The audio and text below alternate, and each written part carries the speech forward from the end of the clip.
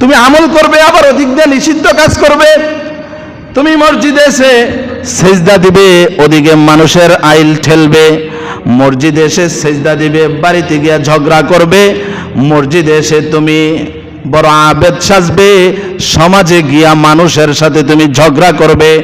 মসজিদে এসে বড় মুসল্লি, সমাজের মানুষের সাথে তোমার আচার আচরণ খারাপ, তোমার দ্বারা মানুষ কষ্ট পায়, তোমার দ্বারা মানুষ ক্ষতিগ্রস্ত হয়। তুমি মানুষের হক নষ্ট করো, তুমি মানুষের সম্পদ আত্মসাৎ করে খাও, তুমি মানুষকে গালিগালাজ করো, তুমি তোমার দ্বারা, তোমার হাতের দ্বারা, তোমার পায়ের দ্বারা, তোমার আচার ব্যবহারের দ্বারা, তোমার জবানের দ্বারা মানুষ কষ্ট পায়। হ্যাঁ, এই ইবাদত আর ওদিক দিয়ে তোমার খারাপ আচরণ, ওইটা যেন না হয়। যারা আমল করবা, আমল তো করবাই, আল্লাহর রাসূল বুঝাইতে চান আমল করার সাথে সাথে তুমি খারাপ কাজ কইরো না, তুমি নিষিদ্ধ কাজে লিপ্ত হয়ো না। আল্লাহ তাআলা আমাদেরকে বুঝার তৌফিক দান করেন। মুহতারাম হাজিরিন, গুনাহের প্রতি মানুষের আকর্ষণ থাকবেই, এটাই স্বাভাবিক।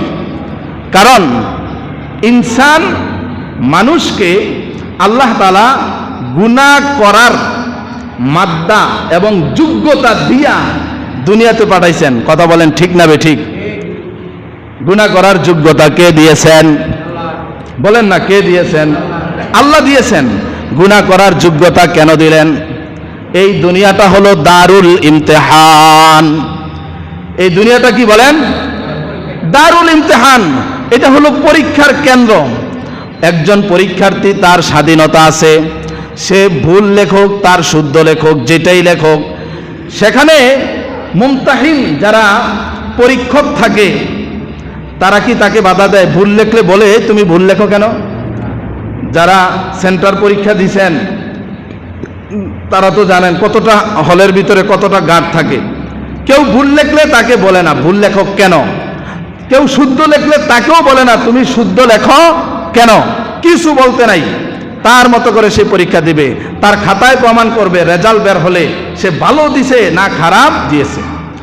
তো আল্লাহ তাআলা যোগ্যতা দিয়া, গুনাহ করার যোগ্যতা দিয়ে দুনিয়াতে পাঠিয়েছেন।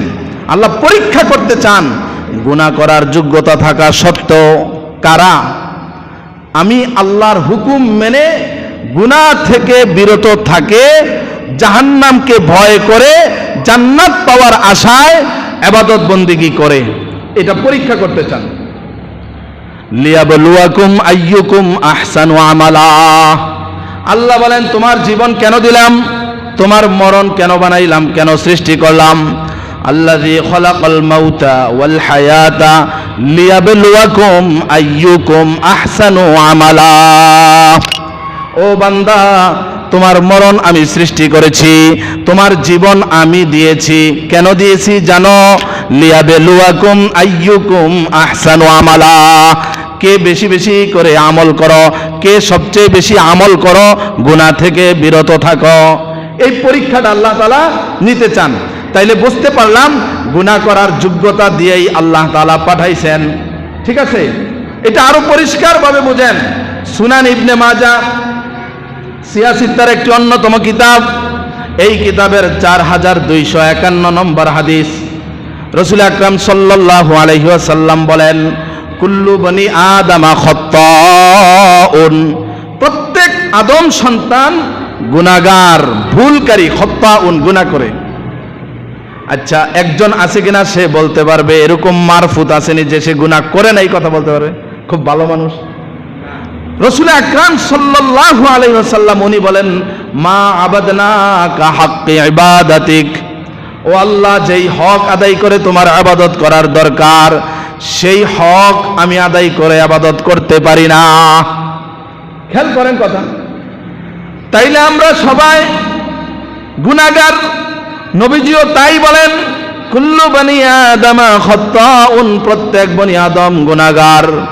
এরপরে নবী বলেন, ওয়া খায়রুল খাত্তাইনা আত-তাওয়াবুন। গুনাহগারদের মধ্যে সবচেয়ে বড় শ্রেষ্ঠ মানুষ হলো কারা? খেয়াল করেন, সবাই গুনাহগার। নবী বলেন এই গুনাহগারদের মধ্যে শ্রেষ্ঠ হলো কারা?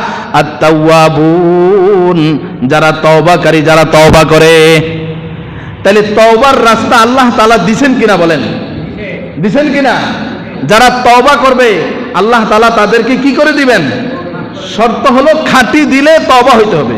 ইয়া আইয়ুহাল্লাযীনা আমানু, হে ঈমানদারগণ, তুবু ইলাল্লাহি তাওবাতান নাসুহা, হে ঈমানদারগণ তোমরা তওবা করো, ইলাল্লাহ আল্লাহর কাছে। কার কাছে?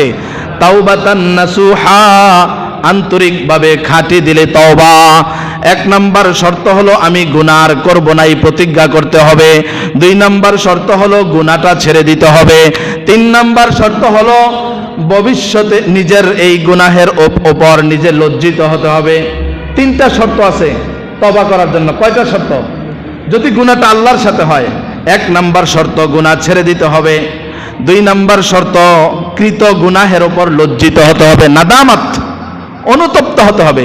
3 নাম্বার শর্ত হলো আল্লাহ ইয়াউদা ইলাইহি আবাদান, ভবিষ্যতে এই গুনাহ আমার দ্বারা আর হবে না, ভবিষ্যতে এই গুনাহ আমি আর করব না, এই প্রতিজ্ঞা নিজে নিজে করতে হবে। 3টা শর্তের সাথে যদি কেউ তওবা করে, আল্লাহ ঘোষণা দিয়েছেন তোমার সব গুনাহ আমি আল্লাহ মাফ করে দিব।